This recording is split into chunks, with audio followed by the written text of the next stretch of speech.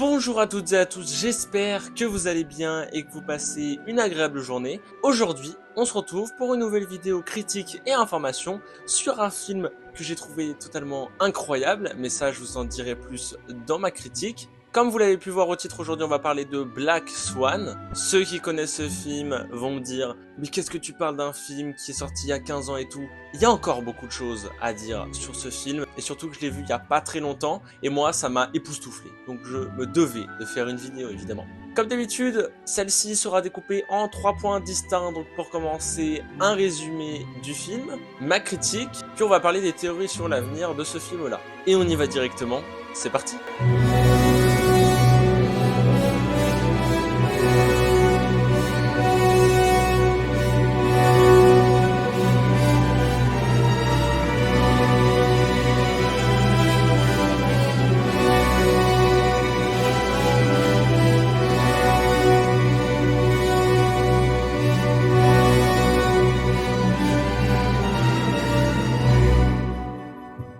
Alors déjà, Black Swan, qu'est-ce que ça veut dire en français? Ça signifie le cygne noir, ce qui fait un lien direct avec le lac des cygnes, et ça tombe bien parce que ce film parle de cette pièce slash ballet. C'est un thriller psychologique américain qui a été réalisé par Darren Aronofsky, j'espère que je le prononce correctement. Il est sorti le 17 décembre 2010 aux États-Unis et le 9 février 2011 en France. Et cet écart est un petit peu fou quand même parce qu'aujourd'hui on ne trouve pas autant de temps entre des territoires, ou en tout cas pas entre les États-Unis et la France. Comme acteurs principaux, on peut retrouver des acteurs beaucoup plus connus aujourd'hui qu'à l'époque, comme par exemple Nathalie Portman, Vincent Cassel, Winona Ryder et il y en a plein d'autres. Donc de quoi parle ce film? C'est l'histoire de Nina Sawyer, qui est une danseuse du ballet de New York, qui se démène depuis des années pour être choisie comme cygne blanc et cygne noir dans le ballet qui est le Lac des Cygnes, qui est le ballet le plus connu du monde entier finalement,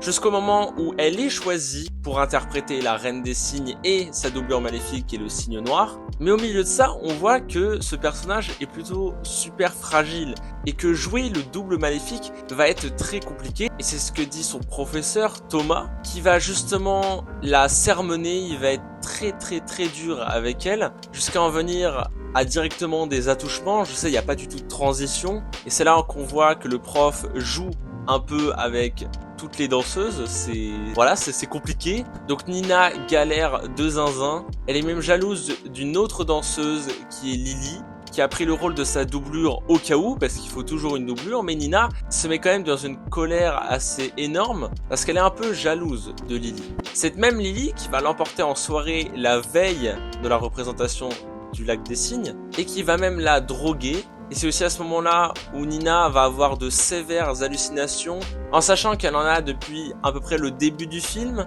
C'est une personne aussi très psychotique, on peut voir qu'elle est très mal mentalement, psychologiquement. Et la provocation de Thomas n'aide pas du tout. Il lui dit d'un peu se libérer, de libérer sa sensualité, donc ça aide pas trop du côté de Nina évidemment. Et à la fin, durant la représentation, il y a un truc de fou qui se passe, c'est que Nina, elle a vu que toutes ces hallucinations, c'en était. Du coup, elle était un peu plus rassurée. Mais elle en a encore eu sur scène. On voyait qu'un plumage noir était en train de la recouvrir, ce qui montrait le cygne noir. Et du coup, sa représentation était plus que parfaite. C'était assez impressionnant, c'était aussi très beau. Pour à la fin revenir en cygne blanc. Il faut savoir qu'à la fin du Lac des Cygnes, le cygne blanc préfère se suicider que voir le cygne noir voler son amour, donc le prince. C'est ça l'histoire, c'est un autre cygne qui vole l'amour du cygne blanc. Et du coup, le cygne blanc préfère se tuer que de voir cela. Et donc à la fin, elle se jette en arrière sur un matelas, comme le dit de faire la pièce, mais Nina s'était blessée juste avant, et donc le film se termine avec les applaudissements des spectateurs.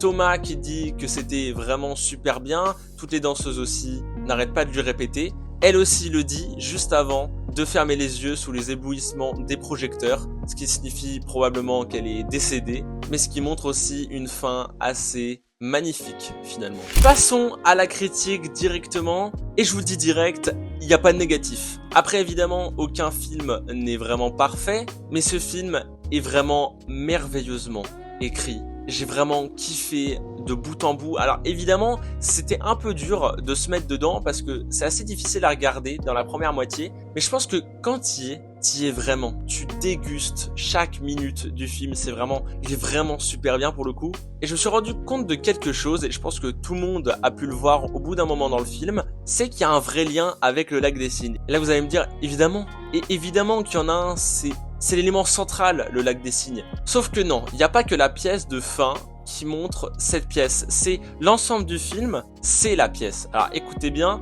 c'est pas compliqué, mais il faut juste bien comprendre. J'en ai pas parlé dans le résumé, mais Lily, donc la personne qui fait un peu de l'œil à Nina, taquine aussi un peu Thomas, ou alors c'est ce que croit Nina, parce qu'on peut voir des hallucinations où Thomas est très très proche de Lily, je ne vous fais pas de dessin, et donc il y a un peu un combat entre Nina et Lily, même si c'est que Nina qui le voit, et avec Thomas. Est-ce que ça vous rappelle pas quelque chose que je vous ai raconté il y a quelques minutes? Et oui, le lac des cygnes, le cygne noir, le cygne blanc et le prince. Les deux se battent pour la même personne et à la fin, il y en a un des deux qui meurt. Cygne blanc, Nina, à la fin, elle meurt.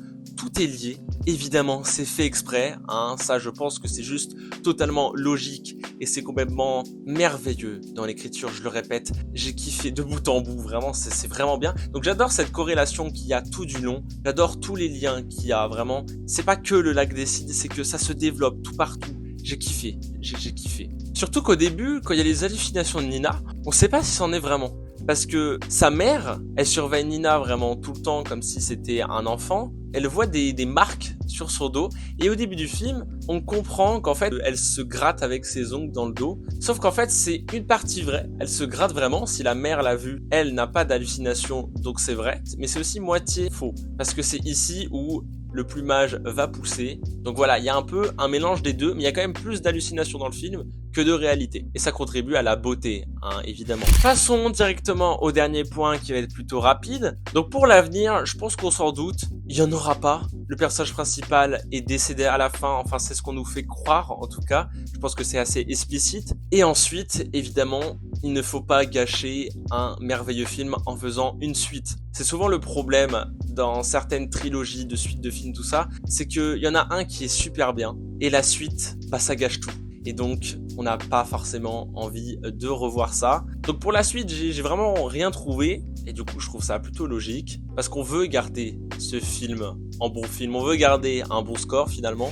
Donc voilà, j'espère que vous avez kiffé cette petite vidéo. Je sais que 15 ans après, c'est pas la folie, mais je pense que je devais parler de ce film sur ma chaîne YouTube.